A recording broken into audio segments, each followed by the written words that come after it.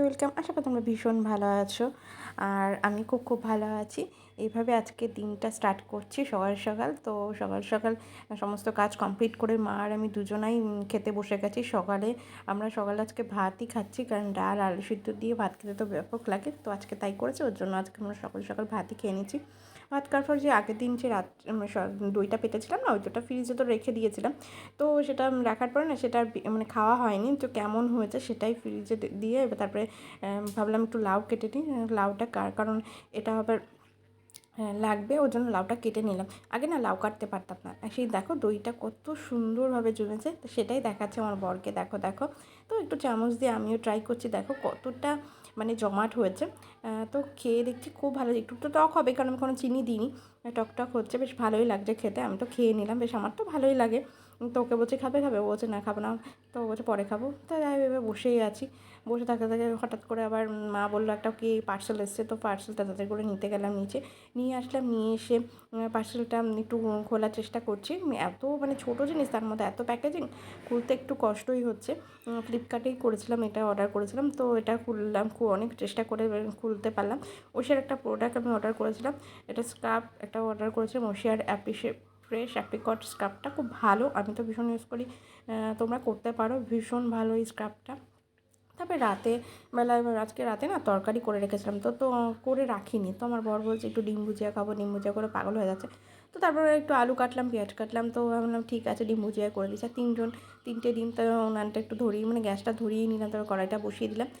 কড়াইটা একটু তাতুক, তারপর তেল দেবো, কারণ কড়াই না তাতিয়ে তেল দিলে না আমার লেগে যাবে সমস্ত কিছু। ওই জন্য তখন মানে উল্টে আরও কড়াইটা পুড়ে যাবে। তো তেল দেবো, কড়াইটা একটু মানে তো তার মধ্যে আমি একটু বসে থাকছি, এত গরম লাগছে, ঘেমে দেখো কেমন হয়ে যাচ্ছে। উনার কাছে বসলেই যেন ঘাম একদম দরদর করে ঘাম পড়ছে। কিছু করার নেই, রান্না তো করতেই হবে, কারণ রান্না না করলে খাবো কি, এটাই তো কথা।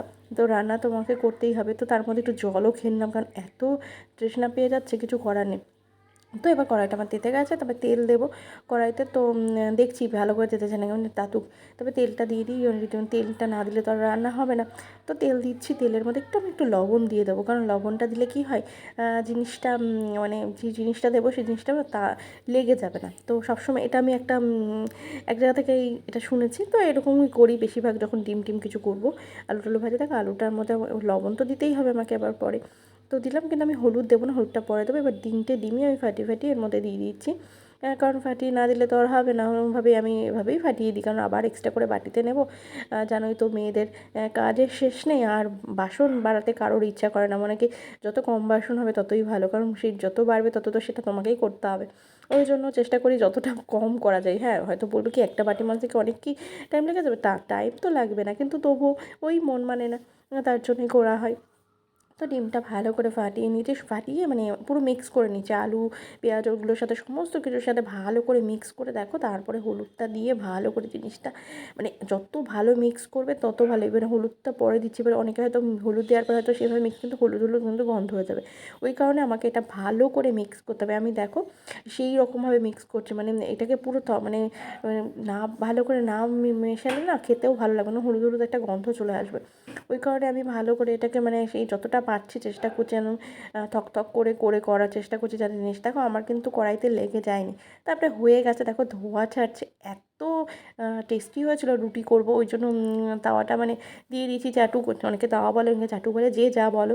তো এটা হয়ে গেছে, এবার এটাকে ঢেকে রাখবো। পুরো ঢেকে রাখলে কি হবে কি, মানে জলের যে মানে একটা ভাব চলে আসে না, ওই জন্য একটু ফাঁকা করে ঢেকে রাখলাম যাতে ধোঁয়াটা বেরিয়ে। এবার রুটিও মানে হয়ে গেছে, রুটি আর ডিম ভুজিয়া আর রাতের খাবার তো এখন করে রাখলাম, একটু পরে খাবে। তারপরে করে টরে এসে বসে এবার মানে শান্তি পেলাম, ফ্যানটা ছেড়ে বসতে মনে হচ্ছে জীবন মানে সেই শান্তি। তাই মানে ভাবছি বা মানে উনানের কাছে গেলে না এই গরমকালে এত কষ্ট হয় বলা যায় না। আর আমি উপরে থাকি, এত কষ্ট, মারাত্মক কষ্ট। এভাবেই আজকের দিনটা চলছে। কেমন লাগলো ভিডিও প্লিজ তোমরা কমেন্ট করে জানিও। আর ভালো থেকো, সুস্থ থেকো, আমাকে প্লিজ সাপোর্ট করো, এভাবেই যেন প্রতিটা দিন সুন্দরভাবে তোমাদের সাথে তুলে ধরতে পারি। ভালো থেকো। আর এত গরম পড়েছে, প্লিজ গরমে সবাই সাবধানে থাকবে। চেষ্টা করবে যতটা পারবে জল খাবে, কারণ জল যত খাবে তত শরীর ভালো থাকবে। আর একটু বাইরে যাওয়া কম করবে, কারণ গরমে বাইরে যাওয়া মানে খুব মুশকিল। হ্যাঁ, বাইরে তো যেতেই হবে কাজ থাকলে প্রত্যেকে। ভালো থেকো, সুস্থ থেকো। অন্য দিন অন্য একটা ব্লগে তোমার সাথে দেখা যায়। টাটা।